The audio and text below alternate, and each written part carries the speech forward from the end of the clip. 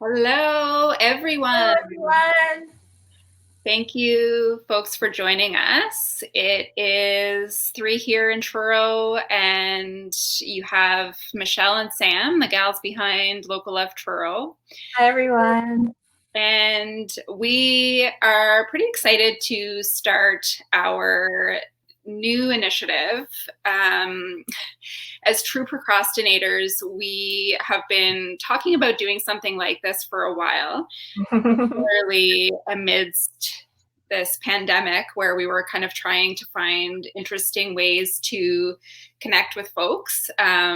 So we're excited to start it now, and we feel like the timing might be right to get some conversations happening in Truro. Yeah, exactly. And our Truro Famous Award as part of the Local Love Truro Awards has always been a fun one for us. And we get so many people nominated for it. I think it's one of the awards that gets the most nominations. So it's a big pot for us to draw from in terms of people that we want to talk to. Um, just, Truro Famous is a fun thing. If they're famous in Truro, or if they're famous, like our guest today, Cory, beyond our town limits. So I think it's going to be a lot of fun. I'm really looking forward to it because we have a really, just from our winners and nominees from the past three awards, we have some really cool and interesting people, and people that we both really enjoy chatting with off screen. So I'm excited that we get to share our conversations with everybody. So Agreed. So we have Cory joining us here now. We won't take any more of your time. So bear with us. This is the first time we're using this platform. So I'm going to add Cory, and we're going to cross our fingers that it works. Yay! yay! Hi. Hey, How's it Cory. going? Good. How are you? Good. Good. Cory, you're in Toronto now, hey? That's right. Yeah. Yeah. Stuck up here during all the business of the last, however long it's been. Oh yeah, you're in the big Yeah. T dot. We're in the little T dots. Yeah. Pretty much. I frequently wish I was back there. You know. Yeah, Yeah.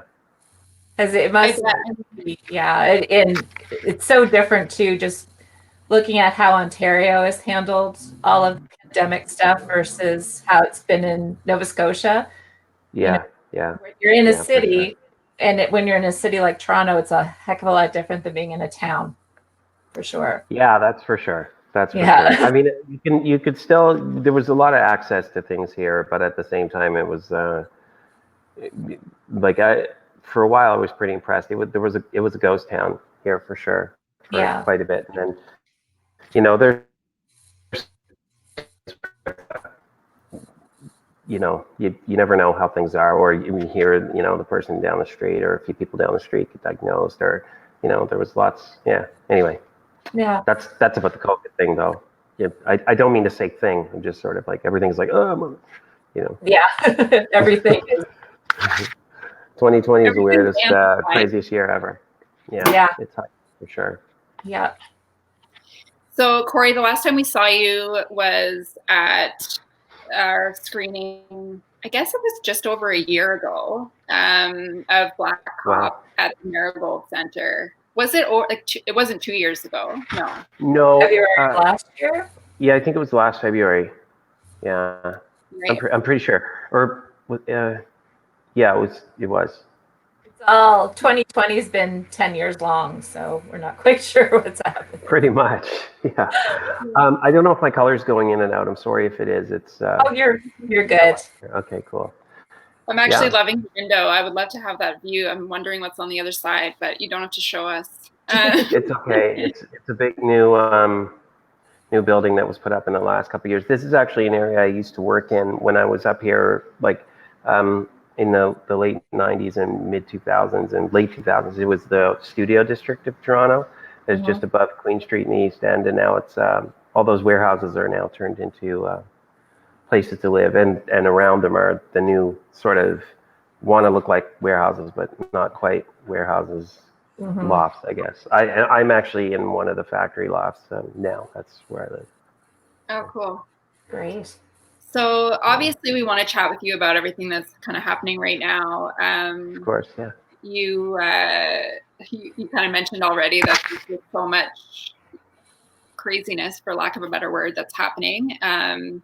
And just kind of want to get your perspective right now, Cory. I mean, obviously you're from Truro. Obviously you are a Black man and have your own experiences with racism and all of that. So we're hoping that you'll share some perspective for us today, and we'll take her from there. Sure. I'll do my best. Yeah, of course. Yeah, Truro's a sort of different beast than a lot of other places that I've been to, and I travel a lot, especially since I was young. And especially, I had the ability to travel and do a lot of things because I was in a hip hop band. So of course, that brought me into different communities as well. Truro was always, it shaped a lot of how I am today, as any town would. But we've had issues there. I mean, I was actively involved in things in high school, so we would constantly have meetings with some of the teachers about problems that we would have, or we'd create and this is like full organized panels, if you would, to speak to our teachers at CEC about things that were happening, little things like we'd always try to get done, like taking things off the bathroom walls, and we'd say things like, you could have, we're reading To Kill a Mockingbird and people are worried about these books going out of the curriculum, and we're like, we're not worried about that. Like, we're worried about the things that haven't been taken off the bathroom walls yet, and those things were not, the way we even spoke about them at the time wasn't, it wasn't that it was in passing, but it was just sort of things that may or may not have been taken serious by some people. And there were some people that really, went out of their way to try to make things better for us. But, we had, there was a lot of interesting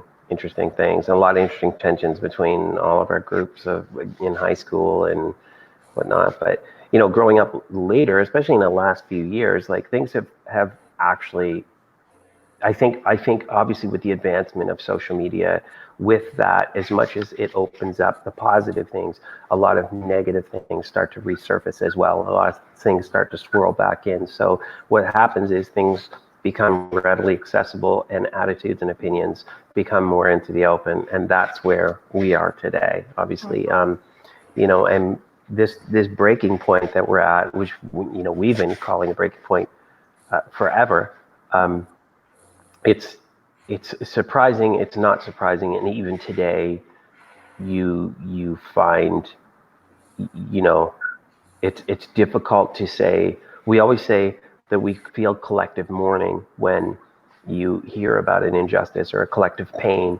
There's a constant talk with each other when things happen, but this time that collective pain is also a collective rage. It's a collective confusion, and even in that point, as much as there's a lot of support and a lot of, understanding, there's still a mass amount of pushback. And it's like a lot of us are getting, we're getting check-in emails, which is great.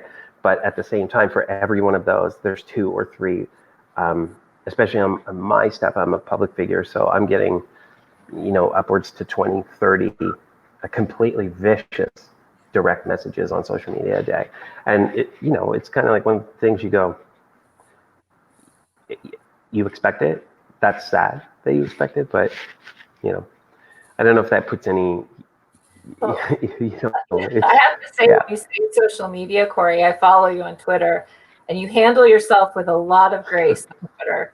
And there's sometimes I see when you respond to some people, and I'm like, oh my God, his tongue must be bloody, from what you want to say. You stay true to who you are as a person, and you manage to knock them down, or not, I don't mean knock them down in a negative way, but you clap back.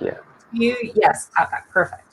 You manage to do it with a lot of grace. And when I read your tweets, very often I'm just like, I can't imagine if that's what you're getting publicly, what you're getting from people, especially because they feel they have some kind of relationship with you from Trailer Park Boys. So they think that you're Cory, but you're not. You're Cory. So. Yeah, I mean, that's been an interesting thing. I mean, it's been interesting to see what people who support you suddenly, they can put out a little small statement or something, and suddenly fans hate them. Like I'm talking about the show, obviously Trailer Park Boys, like fans will hate them suddenly. They lost, I think, 6,000 followers in like 1 hour the other day. And it's like all of those people, it's like they forget that, there's Tyrone, there's me, there was Cecil, there's like Sandy, there's like Karen, all these people that work on the show who are people of color. And it's like, what does that say to us as people on that show? That they would say something like this, like, we support this and we support, this violence and this violence, not just, George Floyd or the police violence, but the violence, the collective violence and microaggression in general, that we support them. And all these people are like, I hate the show now, I'm following. And we're like, did you like the show in the first place? Like, and this is where that whole thing goes back. Like, you kind of, we talk about, like, a lot of people will co-opt a lot of phrases from Martin Luther King and throw it back at us. And a lot of those phrases he said, and a lot of the quotes he said, were to speak to people, to empower them from feeling like they needed to be in service still of a systemic racism that basically put them in service and treated them like that's what they're there for. And then all of a sudden, those phrases are thrown back, basically, so you could be put back in service, like, shut your mouth or stay quiet. So those things are just, it's a fascinating time, like, and then to see, people losing support because of that says a whole lot. I mean, there's a mass amount of support being lost. A lot of my friends, or some of the good things that come out of it is, there's a lot of direction to Black-owned businesses and a lot of awareness, and hopefully that will keep up. It gives a good momentum, but it's, there's a high cost to that as well.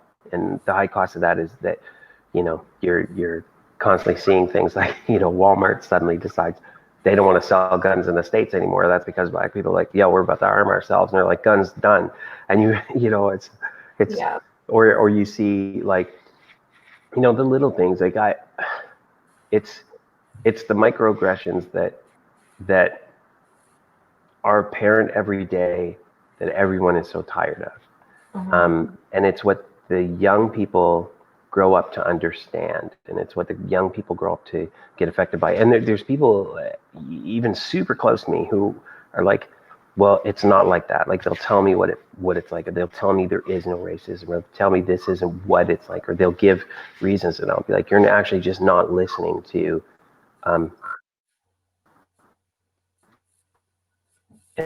what's happening. That's that's an aggression. It's yeah. And it's it's to be expected. It's a confusing time. It's a confusing shift. It's just, but it's going to happen. And I think too, when you say that about racism doesn't happen, I know I've heard and seen a lot of comments about Canada and the comparison of racism between Canada and the US, and honestly how irrelevant that is when it comes to what Black people are facing every day. I mean, how do you compare? Like, how bad it is there versus here, but also, why does that matter? Well, yeah. I mean, it's such an interesting thing. I mean, you can just, even just by saying that, you can see that video the other day of the people who had their march in Moncton. Uh-huh. And the video where the person, the people are yelling at them, and there's a person calling them an end lover and whatnot, and just saying, and you're like, this happens. This is like here too. But that's Doug Ford says we don't have deep systemic roots, and you're like, well, of course we do, because this is the place where those people came, like where our family ran to, and this is a place built on colonialism. Of course, there's deep systemic roots. It may be better in some cases, but that's only because they have a different system, like that. They still had things in place, and they still have, to this day, we still have issues in our own town. Like, it kind of reminds me, like, not kind of, it does remind me, like, this idea of being put in your place or being told like, you know, you're lucky, or being told this is how, that's sort of another point of, you know, I don't want to say like, for me, I as calm as I am on Twitter, I openly rage a lot. I mean, I get to the point where, like, when I get really trolled, and I might as well just say it, I don't care. A lot of people know about it now. I just usually find out who the trolls are fairly quickly and just contact them personally. And to which, you know, it's all of a sudden, it's like, oh, I'm just kidding, or just, you know, but I don't think people understand the harm that causes. And even the harm, like another friend of mine had talked about their experience and went on lengthy about, I think it was because they offered some help and someone was like, I don't really need that kind of help. That's not what they need. And it really became about, you know, their feelings about like being not allowed. And it was just like, well, space is just being taken up again. And yeah, I mean, I feel like it's funny. I feel like I just keep bouncing from one thing to the other. It's like sometimes so hard to just be straightforward because there's so much all the time, you know. Yeah. It's so much, and it's all intersecting, and it's all, like you said, it all causes that rage or that anger coming up, right? So yeah. I mean, there's that whole thing too, right? You mean you know that once the march is starting, you know, looting is going to start, and you know that things are going to happen, and you know there's going to be some other things that sometimes some of them are people that don't need to be there, some of them are looters, some of them are just angry, and that also, like, the idea that you support a peaceful protest, or just because you support the protest doesn't necessarily mean you support the violence.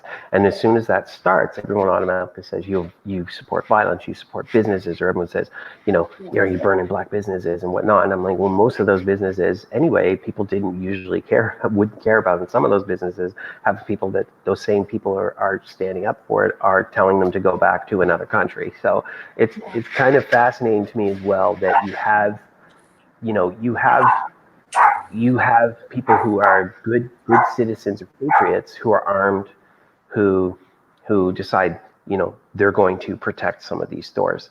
And, you know, they're walking into a community, they're there to engage, they're not there to protect the store that they would have protected before. And for a lot of the people in the community, like, where were you before? Why weren't you patrolling the streets before if you care this much? And that's just kind of, you know, it's it's fascinating. Like, I haven't lost a lot of friends through this, but I certainly have, you know, mutually cut some ties for sure. Yeah. Just during this recent experience, Cory, do you know, or do you mean just within the last? Yeah, for sure.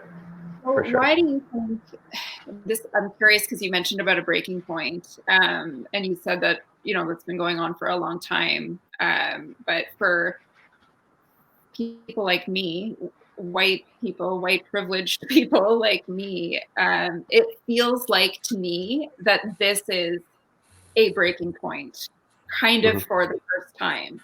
Like, I look at it like this has taken on a new level. It's gone to a new level. Is that fair to say? Or and at least in our generation, sorry, in our generation, we weren't here in the 60s, right? So we didn't see what happened then. So now this feels like such a, and I know, you know, we had Rodney King, we've had other things happen during our generation, in our lifetime, but this feels huge.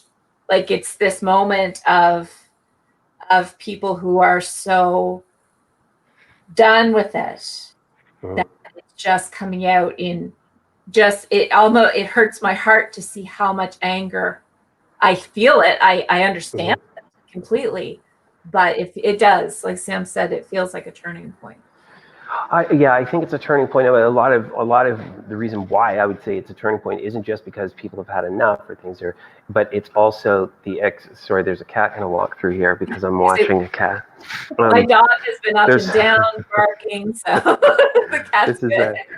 it comes down, I think, a lot to accessibility and the access now that people have. Like, there's the whole quote of, I think it was Will Smith that said that there's not more racism, it's just as being filmed. And I think that there's a lot of, people are seeing more all the time at any given time.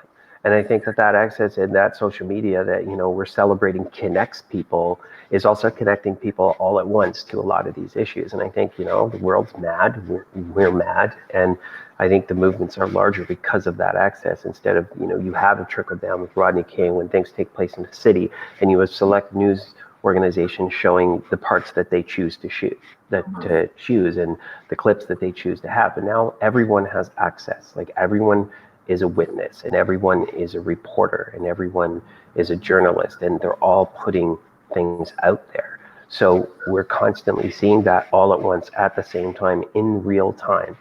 So I think that's for better or for worse, that's how, in some ways, how things are going to change.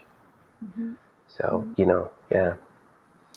And how much, like, I just think about our screening last year of Black Cop, like how much I just I remember moments from the film, and obviously it was relevant at the time as well, but just replaying some of those moments and how relevant it feels again now, or not again, but still now.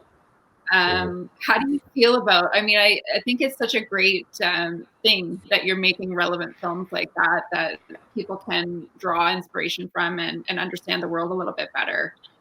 Maybe you want to talk a little bit about Black Cop and how that ties in with our current state. Okay, sure. It's funny, it's interesting because I'm really happy I made that movie. And what I needed to say, what I felt I needed to say, or what I could say, or what I had a platform to say, was really important to me. At the same time, it just kind of like got bumped up on Apple TV, which is their way of like putting the movies that are activist or things together and whatnot.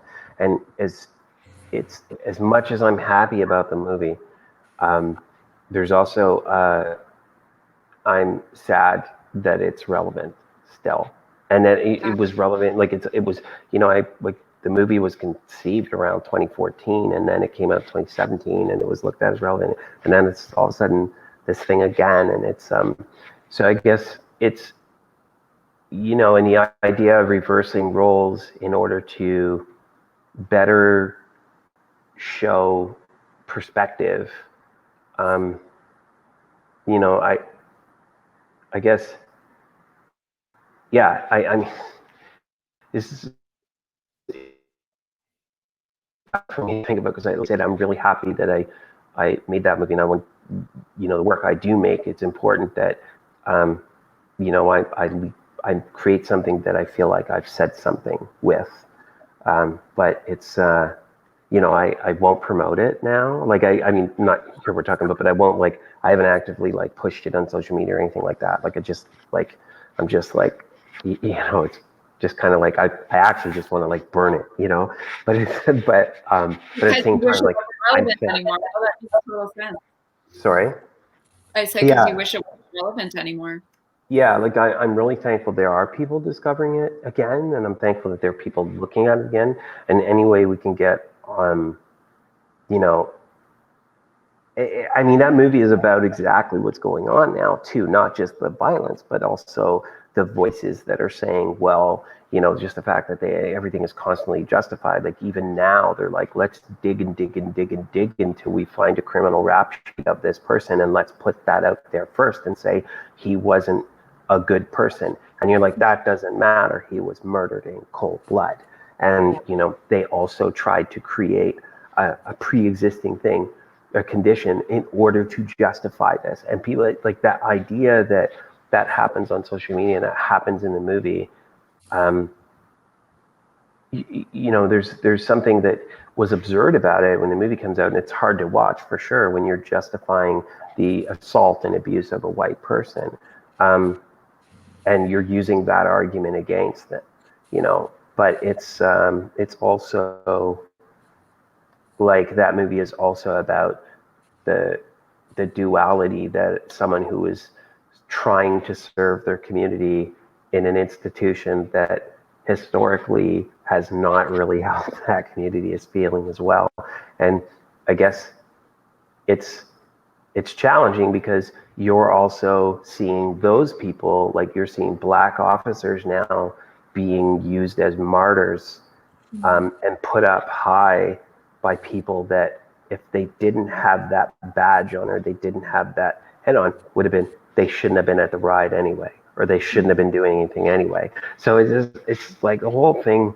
I mean, yeah, that, I guess, yeah, it's weird because my next three movies have you sit there and you look at your body working, and like my next movie is about a house that is an AI that's inherently has a bias to it because of how AI is built and what it does to the family that's living in that home. And again, I'm just like, oh my God, here we go again. Like I'm just like, I can't escape these topics that somehow affect us when we use social media, or you see the face mapping, or I don't know. It's been really, as it's been challenging, but again, I'll go back and this movie is my version of a peaceful protest, and it's my version of being able to speak up without too much anger, without like getting in Twitter fights. It's like, here, just watch this and see.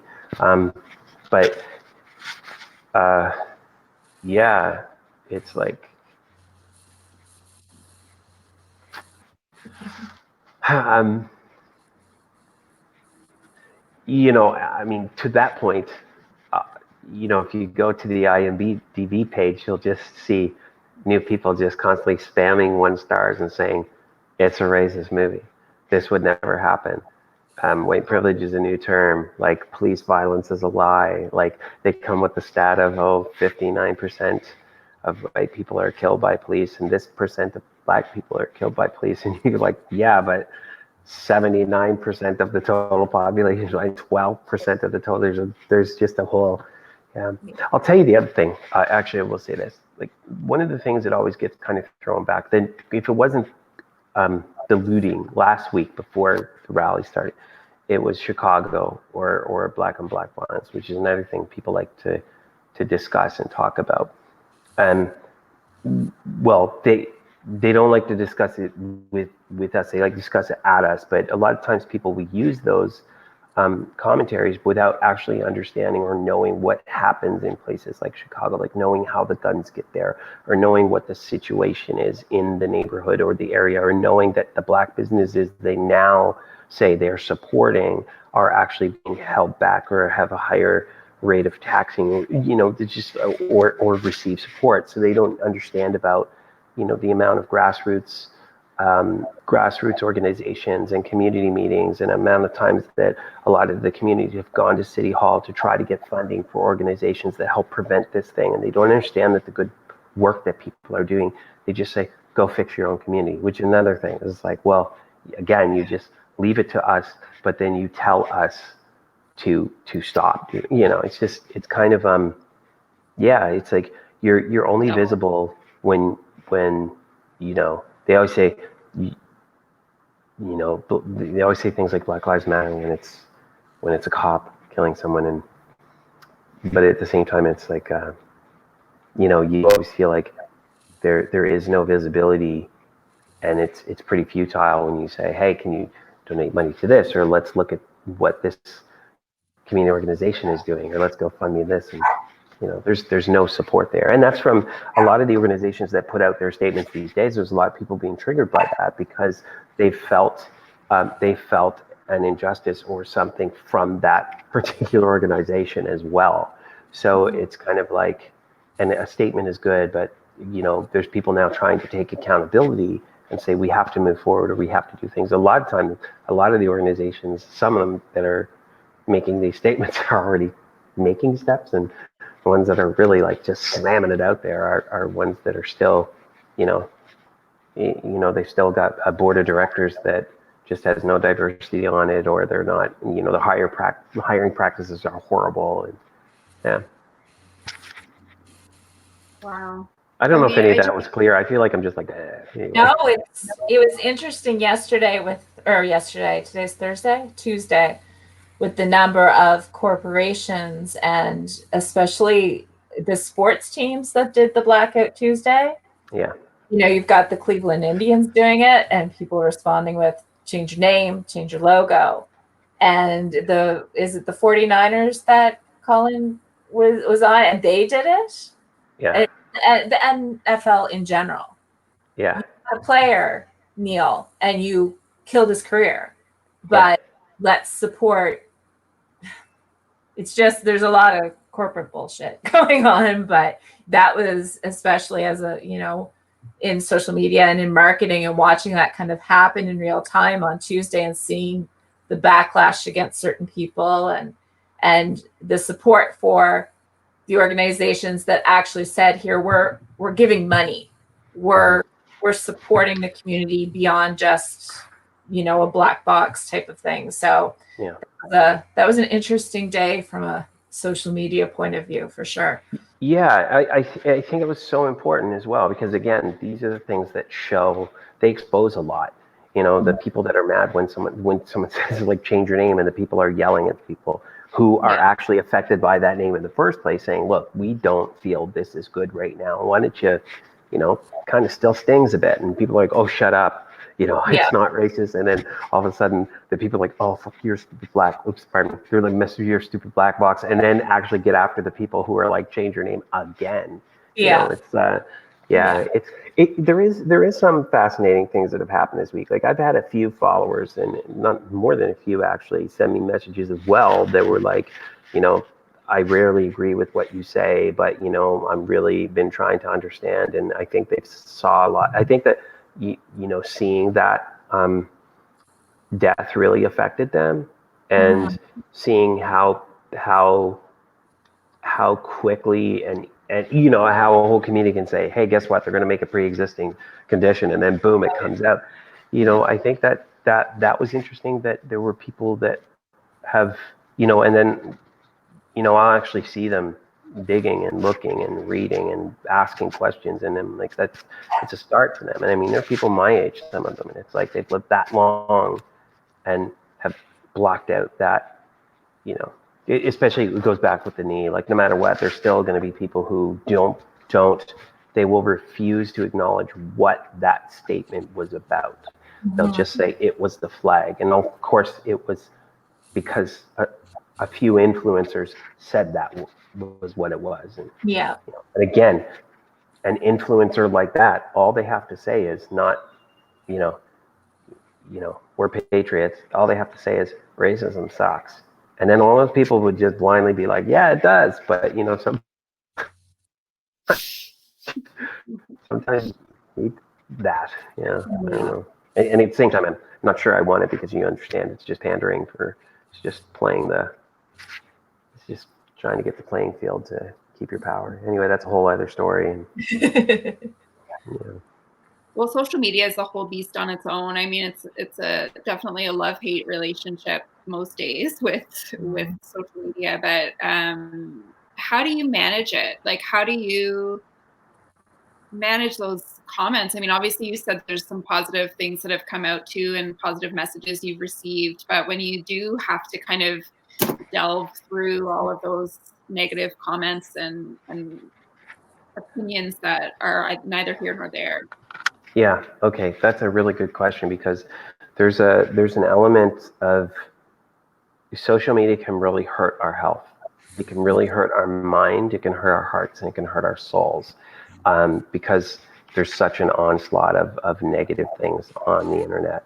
And a lot of times I've been told, I can tell that people don't read the comments or delete the comments or block these people and whatnot. And in some ways I'm like, I'd like to do that. But at the same time, if I did that, then you're not going to witness what this is. And it's not like I'm trying to it's not like I'm out snitching. I'm just like, if you're going to put this out on my platform, if you're going to put these signs on my lawn, I'm going to leave them there for everyone to come visit and see.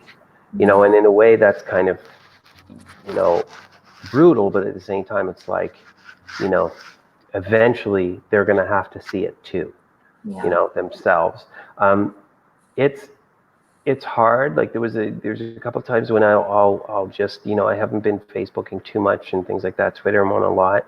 And there's times when I've had to when I've really had to back up, and it's hard not to, or hard to back up, but it's challenging for sure. It can affect your household as well, because that energy is that me making all the noise. That energy can really it could be a residual energy that follows you, and you have to fight against. Like it's hard to switch gears, and but at the same time, if I stayed off, or if I wasn't there, I feel like it's weird. As a lot of times, I feel like I would be wasting some of my energy and my ability to call out or clash or fight these things. And sometimes it can be just petty, but other times it's huge. So it's tough for sure. You have to give yourself some time, and you have to give yourself some space away. And there's times you have to shut right off.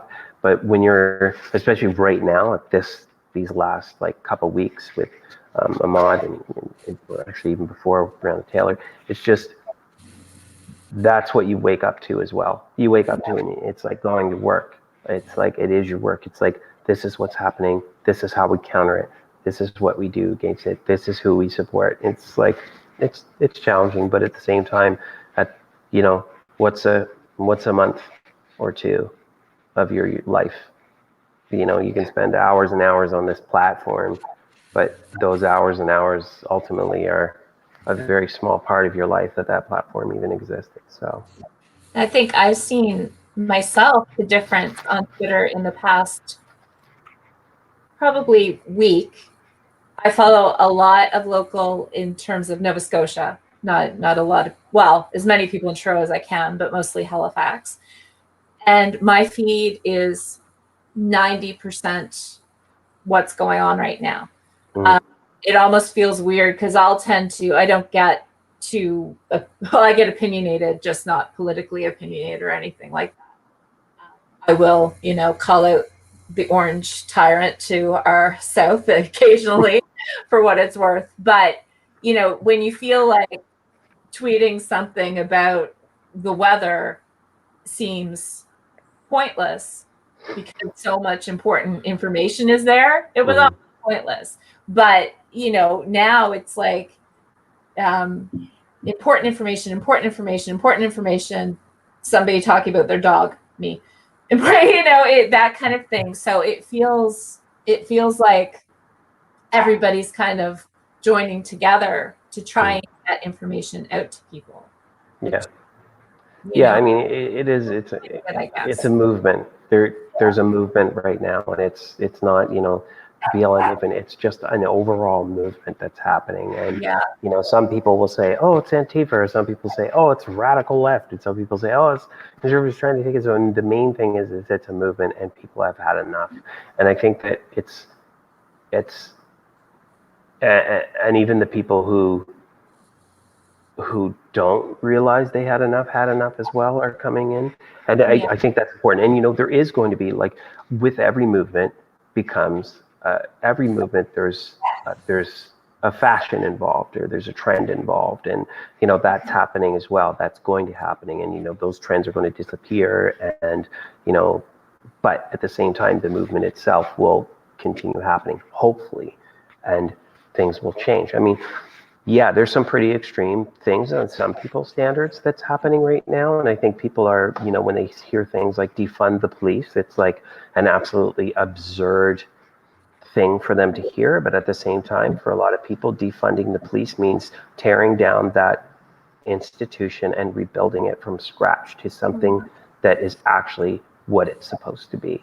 And that's what I think a lot of people, or when you see all of these things happening and people are protesting the fact that they're saying defund the police because the police are getting millions and millions and millions more for, patrolling the projects, or patrolling or pulling over people in Halifax, and not doing not doing inquiries where they should be doing inquiries in our own province and things like that. So, yeah. And buying tanks for police department. Sorry? And Halifax Police Department basically bought a tank. Yeah. So, so a lot of times when people are saying defund the police, they're saying stop giving money to something until this thing is fixed. If you're going to give them the money and make them do this or fix this with it or apply it to this. And I think that's like, because I mean, I'm one of those people where I'm like, I've never said defund the police, but I certainly don't argue it on anyone. And I go, no, I'm not gonna, because it's like, well, it's a system I don't trust. Like, it doesn't matter. I have family in that system. I have a lot of family in that system. But it's like, and a lot of people will be like, oh, well, like, you'll need them when your house is burning. And it's like, man, my house is burning for 43 years, 46 years, however. I don't even know my own age. But, it's like, so, yeah. But that's the whole thing with this movement is like, there's going to be shifts and there's going to be a big opposition to that. And the opposition is going to be, it's already frightening. I mean, I find that the idea of martial law is frightening. The idea that there's no martial law when sports teams flip over cars. There's no martial law. Like, this is a martial law based on fear, and it's, people will always say, oh, there's better ways to protest instead of looting, and you're like, well, maybe it's not just the protest that this is, it's really, I always find that, I don't know. Yeah. Well, you mentioned, I'm going to switch gears a little bit, Sure. Sort of, not really. Of course, you're in Toronto, but there is a marching rally being organized in Truro on Saturday at 2. We have nothing to do with the organizing of it, but I just thought I'd put that out there for anybody watching who is aware. And maybe tell me if this is an annoying question for me to ask you, Cory, but like, outside of that, what can we be doing outside of that and educating ourselves, reading and watching videos and Black people speak through time and educate us? What can we be doing? Yeah, this is a really good question, because it's really hard to say these are the steps, because everyone has their own process, right? Okay. But I'll tell you, one of the things that tends to happen is, like, this comes with the fad of it all, is that when people are stepping up and people are doing work, that they just, they do the work. So there's a lot of snapshots of the things that I put a heart around something that I donated to and things like that. It's like, you don't need to, like, some of us donate a lot of money to a lot of things. We don't need to tell people about it. It's like, just do the work. And don't, but at the same time, like, see, I say that, and at the same time, I'm like, I can't criticize people who are doing the work, because thank you for doing the work. As long as it's honest and it's true and it's real and it's about compassion and it's about wanting to, bring up the people and bring up the community that is, regardless of if someone could be like, someone could be the principal of the school, and it doesn't mean they're brought up with you. Like, they still are feeling the microaggressions, and they're still feeling the trauma and the generational trauma, and they're still feeling the effects. They're still treated differently, and they're still they're still caught in a mire of a systemic racism. It's about just being aware and getting a lot of the information of the work. The other thing is, I think I'm a big one about, obviously I'm very interested in politics, and I'm very interested in the people who represent us. And I think that their statements, I rarely believe. And I don't care who it is. Like, I rarely believe them, mostly because they're always opportune. And I think it's important for them to show up. But I think that our politicians and our representatives are people that aren't representatives, or who are inspired or aspiring to be representatives. I think those people need to actually just not photo op. It's not about your photo op. It's not about your props. It's not just get there, do the work, listen, and start fighting for that. That's one. And I think it's just like, for some people, they just have to let it happen. Like, let it happen and realize the world isn't this mad over nothing.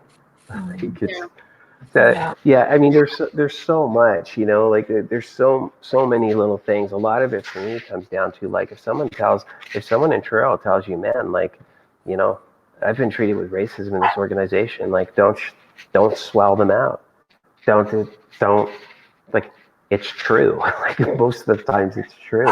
And that's sort of like, I'm glad I wish I was there for a march. There's a lot of people in Truro who are an amazing resource to the community, and there's people there who are doing amazing work in the correctional systems. They're doing, like, there are people there who have been like, I mean, I'll shout out Jude Pike, who has been, like, for as long as I remember, has been such literally a driving force for me. Like, the dude just pushed me, and he probably doesn't even know it, to just do the things I did and keep the voice I had. And there's people there who are constantly doing the good work, and those are people who I feel like need to be supported there in that region. That's really great, and I'm happy to hear you say that about, like, sometimes I feel like people are not, even politicians aside, people in general are doing the thing so that they can say that they did the thing, instead of actually doing the thing so that they can, like you said, further the movement or educate themselves or whatever the internal or external benefit is from that. It's more just to say, I was at the rally, so I'm going to take this picture and I'm going to post it on social media at the end. Mm-hmm. You know what I mean? So I'm happy to hear you say that it's important to just do the work. Yeah, I mean, it's a long haul. Like, that's what people have to understand. It's a really long haul. I mean, there are things, there still is, we're trying to fix a system of, a system that's a gender imbalance that still has a long way to go. We're still trying to figure that out as well. Like, on one side, we know still, and that's like, these are long haul battles, and we have to, like, stick with them, because it is going to be years. It doesn't change tomorrow. This just starts the change. It's and it's, I think a lot of people, there are people who, and I'll say this, if there's anyone that is watching that is sort of confused or of the mind of,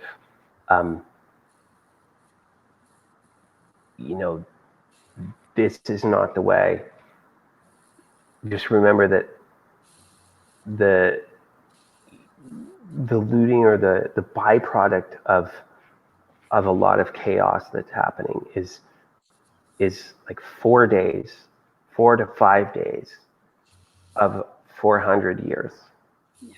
And that's what it is. Like, because we can but all we want, but one of the things we'll say is, I have the but is always and what was I trying to say there? I think that's really difficult. Rather than just, if you don't understand or you're confused about it, that's okay.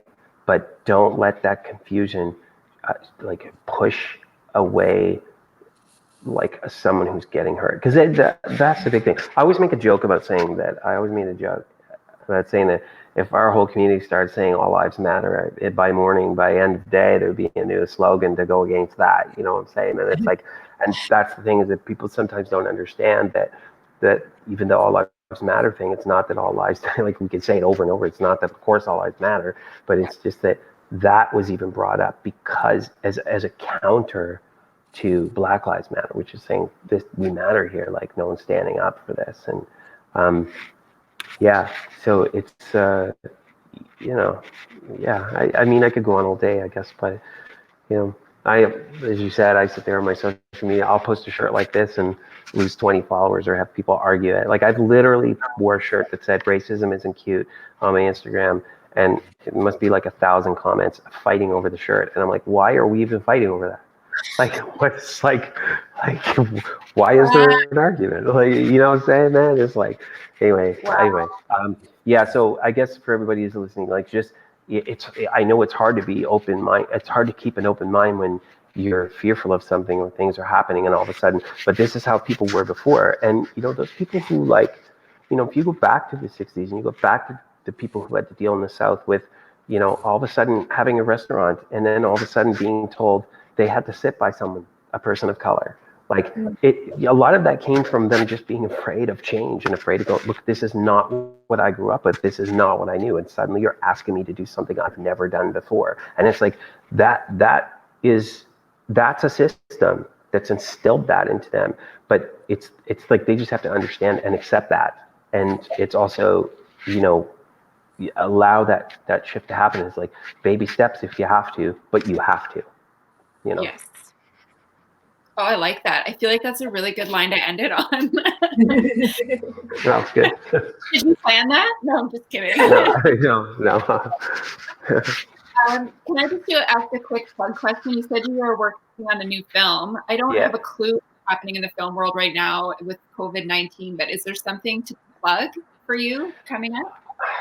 Well, no, I was directing a show called Nurses, and a new show called Lady Dixon. I was going to go back to Dickstown, but of course, all of those things are shifted now. So, the industry is still trying to figure out how it's going to rebuild on this because we have to have new things put in order. But so really, I was at the Toronto Film Festival Writer's Studio developing a new script that I think I plugged in Truro that takes place in Weymouth, Nova Scotia, which is so I'm working on that piece right now. So hopefully, that'll be in the near future, which is, again, that takes place in a community that's ultimately it's, long, storied roots. It's like, yeah. And first, a little bit of a fun question. When you do get home at some point in the future, what's your where is your must stop other than seeing your mom? Do you have a place where when you get home you dream about on the plane that you have to get to when you get to Truro? Yeah, I've got a few places, but yeah, it's just really funny. This would be the hardest question. No, it's because I actually I walk the routes that I used to walk when I used to go write things when I was younger. That's like my favorite thing to do in Truro. Like I'll pack up and leave my house and just walk the same route. And that's it. Like I'll go to the same place, which is usually just around Prince Street. It's actually the Planters by where the old wooden hog was.